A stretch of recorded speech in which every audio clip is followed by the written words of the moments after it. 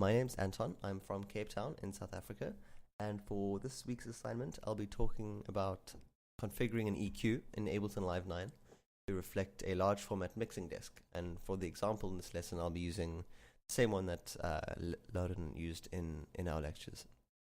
So to begin, we have just a single audio track, and we're going to double click and pop in an EQ8 plugin.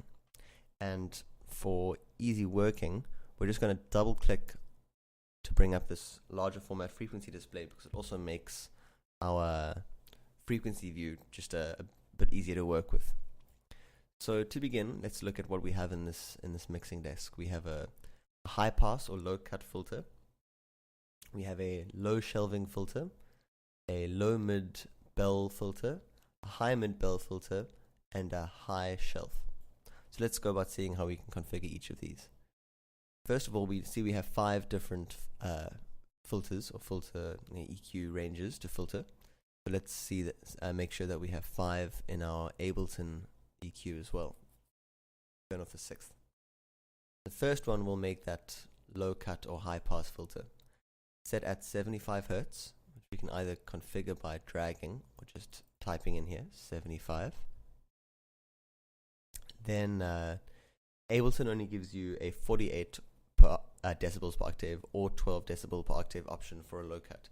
And I think the 12 decibels doesn't really achieve as drastic a cut. So for the purpose of achieving that, let's just make this the 48 decibels per octave, even though 12 is closer to the 18 specified in this mixing board. Then we go down to the second filter, although it's on the opposite end of the board, just to go from low to high. So we have this one, the low shelving filter. That frequency is set at 80 Hertz. So we'll do the same. Click there, just type in 80. And we see that it's already set to a low shelving filter mode. And now we can see that as well that the gain allows you to go from -15 or +15. So +15 would be drastic. -15 would be also quite drastic. So just play in the sort of +6 minus up to 10. We'll just leave that even for now. Or why not just give it a bump just so we can see what each of these is doing. So we've got this first filter cutting everything below 75. The second filter is boosting by 5 decibels at 80 Hertz. And we'll go on to the third filter, which is a low mid bell, which also goes from -15 to +15. The frequency needs to be set. In this one, the frequency is set at between 100 and a mid of 400 and a max of 2000 Hertz. So just for the sake of keeping the knob at its mid, we'll set this one to 400 Hertz. And it's already selected as a bell shape. Now we can see the effect of bringing this one up or down.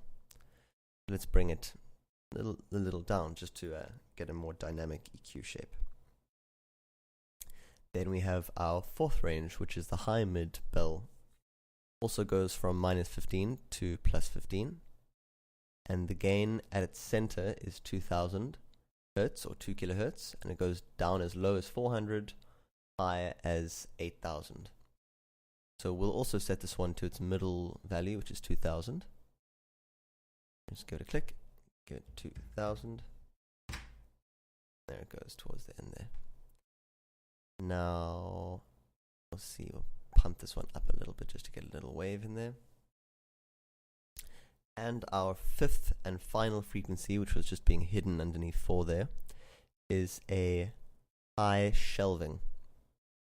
So we'll set high shelf, and we'll see that this high shelf filter is set at 12,000 Hertz or 12 kilohertz. So we'll just type in 12,000. There it goes towards the end.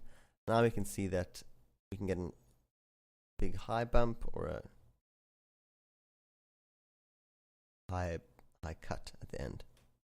This also goes from -15 to +15, but again, +15 is rather drastic, -15 that is drastic as well.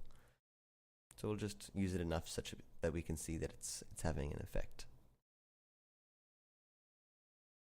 And there we have it. We've got our low cut or high pass filter. We've got our low frequency shelving. We have our low mid and high mid bell EQ, and our high frequency shelving filter. What you might want to do, just to make sure that you have quick access to this EQ once you've configured these 5 parameters, is in Ableton on the top right of the plugin, and you'll find it's the same with almost all plugins, is that you can save the preset by clicking on this little diskette icon in the top right over there. So we'll click that. We'll see that the EQ shows up under EQ in our user library. We'll just call it EQ8. Hit enter, and there it is.